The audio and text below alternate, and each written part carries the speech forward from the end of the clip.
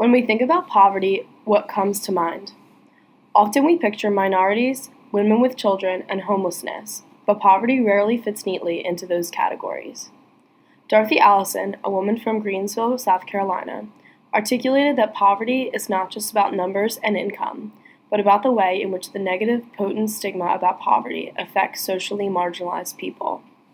In her own words, Allison describes poverty by saying it is the conviction that the life you have lived, the person you are, is valueless, better off abandoned, that running away is easier than trying to change things, that change itself is not possible. The objective of our project is to define poverty in a way that reflects a true understanding of all aspects of the issue and measures poverty in the most accurate way possible. Poverty is the lack of the central capabilities and lack of sufficient income necessary to attain basic human needs. Poverty should be measured by separately analyzing central capabilities and then calculating annual income as established by the SPM. To clarify the components of our thesis, we believe that our basic human needs are central capabilities and a sufficient income to attain these. We define our central capabilities as adequate nutrition, medical care, education, equal treatment, and essential freedoms. We have calculated the necessary income by the SPM, Supplemental Poverty Measure, which takes into consideration in-kind benefits, taxes, and geographical location.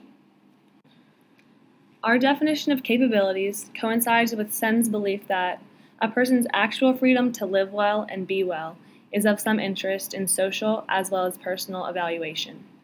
Someone could be very well off financially and socially oppressed. For example, someone who does not have the ability to exercise critical social capacities, like the right to vote, is essentially poor. In reference to the other side of our argument, when we think about defining income, we can again reach back to Sen's thoughts on how we can understand poverty.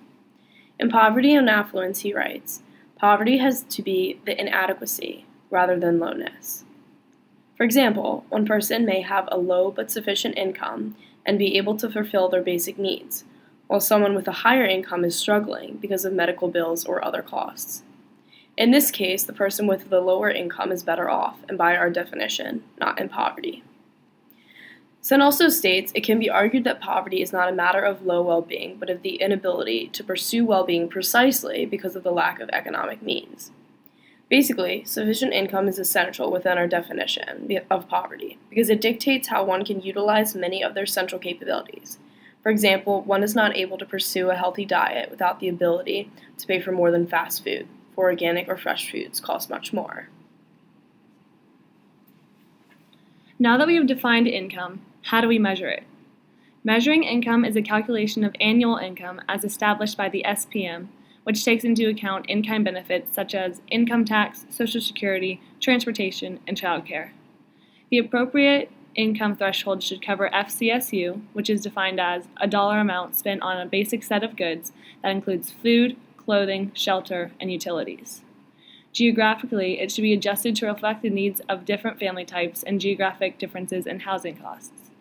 For example, the cost of living in New York is going to be grossly different than the cost of living in Montana, so FCSU should take that into consideration. When talking about the best way to measure poverty as a whole, we need to discuss an important idea. Not all measurements can or should be defined by a number value, but rather on a spectrum. In the words of Nussbaum, capabilities are plural, but that does not mean that each of them cannot be measured singly. In this way, we are able to discover valuable information by comparing one area to another in order to determine how well or poorly that area is doing in comparison to other places. One of the most important capabilities is nutrition, which can be distinctively different than having enough food. Specifically, food deserts must be addressed, which are areas where it is difficult to buy good quality, fresh food. This can be measured in mileage or simply if individuals are affected by this issue. Another necessary capability is medical care. Often people are not able to cover out-of-pocket medical expenses, and healthcare nullifies the need to put this financial strain on families. This can be measured by already in-place studies such as life expectancy and mortality rates in certain geographic regions. A huge part of life is exercising freedoms, whether they be political, religious, or any other kind. But how are we supposed to measure this? Sometimes the solution can be as simple as determining if the freedoms exist without necessarily going in depth about the amount. In the same sense, the amount of social, gender, and sexual equality and equality in the workplace can be difficult to measure, but performing a general analysis of the community or a demographic in relation to another can give an overall assessment on improvements that should be made.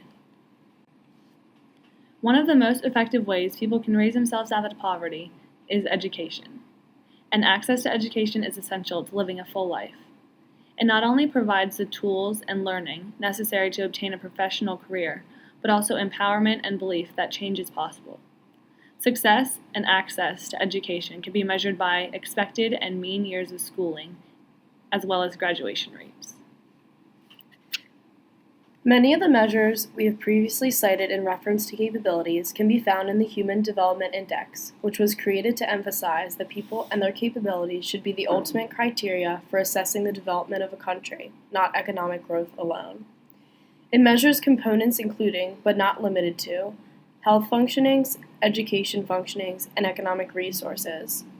This type of measurement is critical to the conversation about poverty, because in the past, this multifaceted approach to understanding and measuring capabilities was not widely in practice. The HDI table provides measurements we can utilize, such as expected years of schooling and mean years of schooling, which can help us measure and analyze capabilities such as education. Because there already exist many ways to measure poverty, it is appropriate to acknowledge those measures already in place. The official poverty measure is an absolute threshold created by Molly Orshansky. The threshold reflects the lowest cost food plan, but is largely inaccurate because it does not take into account geographic adjustments, non-discretionary expenses, or in-kind benefits. The supplemental poverty measurement does not take these aspects into account, and even though it does not address capabilities, it does provide us with an accurate threshold for a sufficient income. In conclusion, we believe that using these definitions of poverty, capability, and income best reflect the important aspects missing in the life of someone living in poverty. Defining what poverty means and deciding the best way to measure it is a major step to determining how to alleviate it.